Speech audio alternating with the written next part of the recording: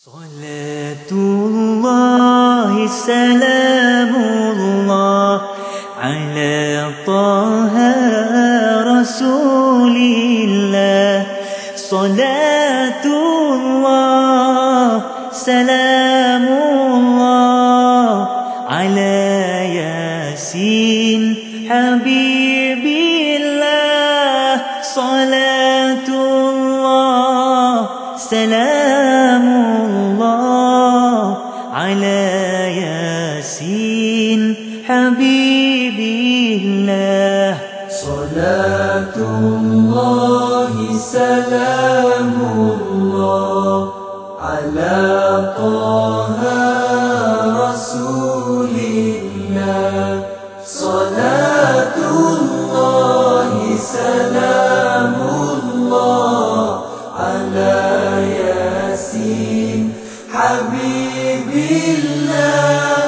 صلاة الله سلام الله على ياسين حبيب الله. توسلنا ببسم الله وبالهادي رسول الله وكل مجاهد لله بأهل البدر يا الله.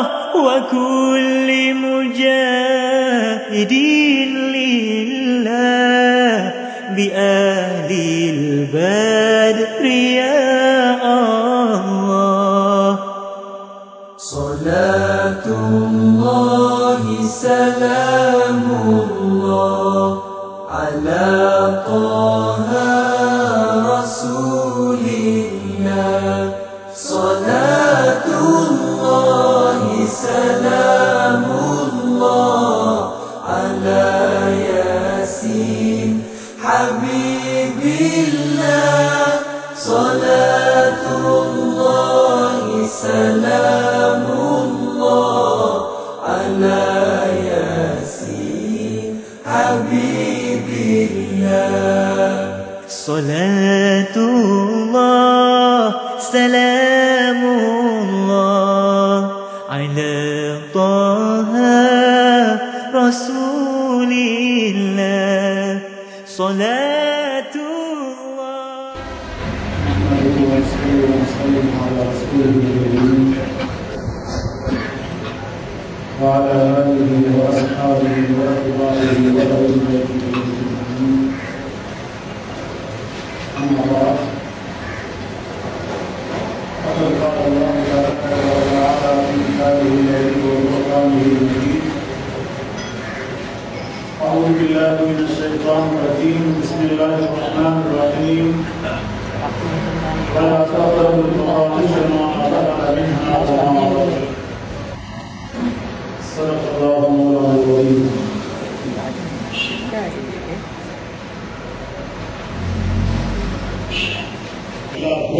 புகழ்ச்சியும் ஏகப்பட்டவனாகிய அல்லாஹ் தபாரக வ தஆலாவுக்கு குறித்தார்கள் என்று சொன்னார்கள். என் உயிரும் மேலான என் நெஞ்சில் நிறைந்திருக்கின்ற காக்கும் ரசூல் அருள் ரசூலை அக்ரம் ஸல்லல்லாஹு அலைஹி வஸல்லம் அன்னவர்களையும்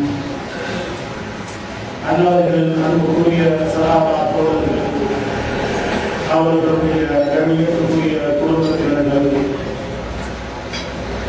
எம்மை அல்லாஹ்வோடு தொடர்பு படுத்தி வைத்த நல்லடியார்களான வழிமார்கள் சாலிஹீன்கள் நம்முடைய கண்ணியத்துக்குரிய உஸ்தாதுமார்கள் அனைவர்கள் மீதும் அல்லாஹ் தபாரக வ தஆலா தனது அருளையும் ஸலவாத்தையும் சலாமையும் சொல்லி தருவானாக.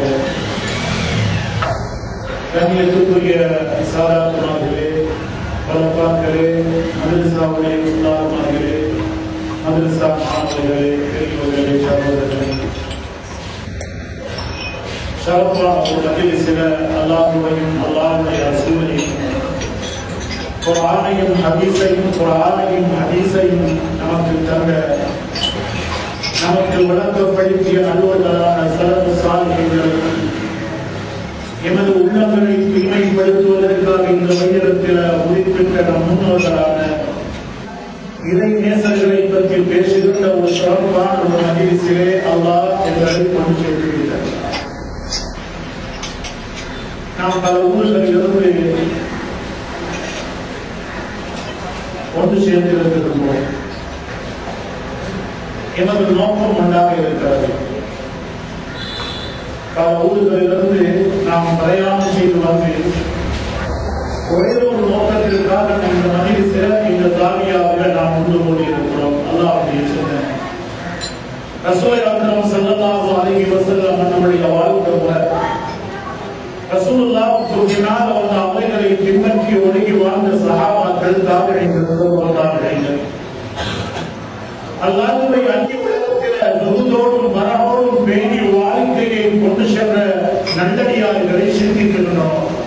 வேறு எந்த பிசினஸோ தொழிலோ வேறு எந்த பொருட்கள் வாங்கலோ மாத்தறையில் எங்களுக்கு கிடையாது. யாருக்கு எந்த சளி பொருட்கள் வாங்கலோ எந்த சாமான் கட்டி வாங்கிட்டு போகணும்ன்ற நோக்கத்தோடு யாரும் நீங்குவார்கள். எல்லாரும் ஒரு தூரத்திலிருந்து 100-200 மைல்களை கடந்து ஒரு நோக்கத்திற்காக வந்திருக்கிறோம். என்ன நோக்கம்? அல்லாஹ்வுடைய சிந்தனை ரசூலுல்லாஹ் வாழ்க்கை முறைகளை படித்துக் கொள்ளணும். நம் முன்னோர்களான சலஃபு சாலிஹீன்களை பின்பற்றி ஒதுங்கி வாழ வேண்டும், அதை உணர வேண்டும், படிக்க வேண்டும். அல்லாஹ்வுடைய திக்ருடைய மஜ்லிஸில் கொஞ்ச நேரம் உட்கார்ந்து போகணும் என்ற நோக்கத்தை தவிர வேறு எந்த நோக்கத்தோடு நாம் யாரும் இல்லை. ஆகினால் அல்லாஹ் எங்கள் மீது அவனுடைய அருளை அவனுடைய ரஹ்மத்தை அவன் சொல்லிக் கொண்டிருக்கிறான். அவனுடைய சகீனத்தை எங்கள் மீது இறக்கிக் கொண்டிருக்கிறான். அவனுடைய மலாயிகத்துமார்கள் எங்களுக்கு துஆ செய்து கொண்டிருக்கிறார்கள். நம் முன்னால வாழ்ந்த நல்லடியார்கள் சாலிஹீன்கள் ரசூலுல்லாஹ் நாம் ஓதுகின்ற ஸலவாத்துகளை கேட்டுக் கொண்டிருக்கிறார்கள். நம்முடைய நினைவுகளை ரசூல் அக்ரம் ஸல்லல்லாஹு அலைஹி வஸல்லம் அவர்களுக்கு முன்னால் ஓதப்படுகின்ற ஸலவாத்துகளை ரசூலுல்லாஹ் பதில் சொல்லிக் கொண்டிருக்கிறார்கள். அப்படியான ஒரு சிறப்பான ஒரு கண்ணியமான ஒரு மஜ்லிஸிலே அல்லாஹ்வுடைய இந்த சிறப்பான திக்ருடைய மஹல்லாவிலே நாம் எல்லோரும் உட்கார்ந்து கொண்டிருக்கிறோம். கண்ணியத்துக்குரிய அல்லாஹ்வின் நல்லடியார்களே, அன்பான இஸ்லாமிய சகோதரர்களே, பெரியோர்களே, எனக்கு முன்னால் உரையாற்றிய கண்ணியத்துக்குரிய இஸ்திக்பார் மௌலவி அவர்கள் உங்களுக்கு சிறப்பான சில விளக்கங்களை உங்களுக்கு தந்தார்கள். அந்த தொடரில் தான் என்னுடைய உரையை உங்களுக்கு வைத்துக் கொள்ளலாம் என்று நான் அறிகிறேன். அவர்கள் சொன்னார்கள், மனிதனுடைய உள்ளங்கமான வெளிரங்கமான 2 வகையான அனுபவத்தில் இருக்கிறார்.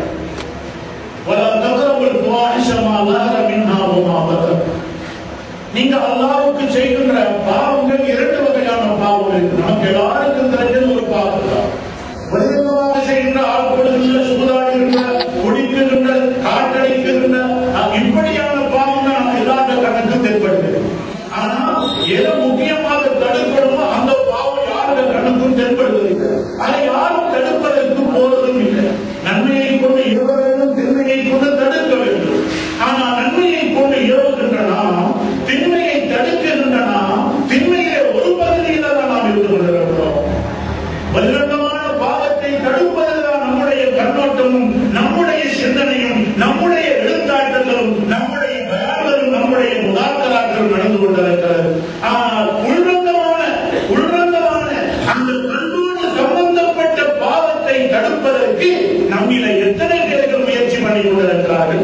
நம்மை எத்தனை பேர்கள் அதற்காக தங்களுடைய வாழ்க்கையை தியாகம் பண்ணி கொண்டிருக்கிறார்கள் என்பதை நாம் சிந்திக்க இந்த காலகட்டத்தில் கடமைப்பட்டிருக்கிறோம். அதாவது ஆறுல தெளிவோடு சொல்லி காட்டுகின்றான்,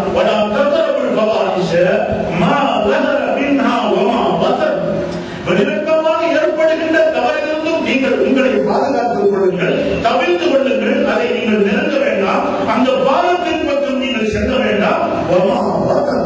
அதே போன்று உள்ரங்கமான ரகசியமான தெரியாத கண்ணுக்கு புலப்படாத அவனுக்கும் மட்டும் தெரிந்த பாவம் இருக்கிறது, மனிதனுக்கும் மட்டும் அவன் செய்கின்ற பாவம் இருக்கிறது.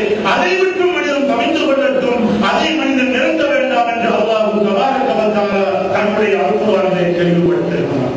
கண்ணியத்துக்குரியவர்களே, அப்படி ரகசியமான மனிதனுடைய உள்ளத்தோடு சம்பந்தப்பட்ட பாவம் என்ன?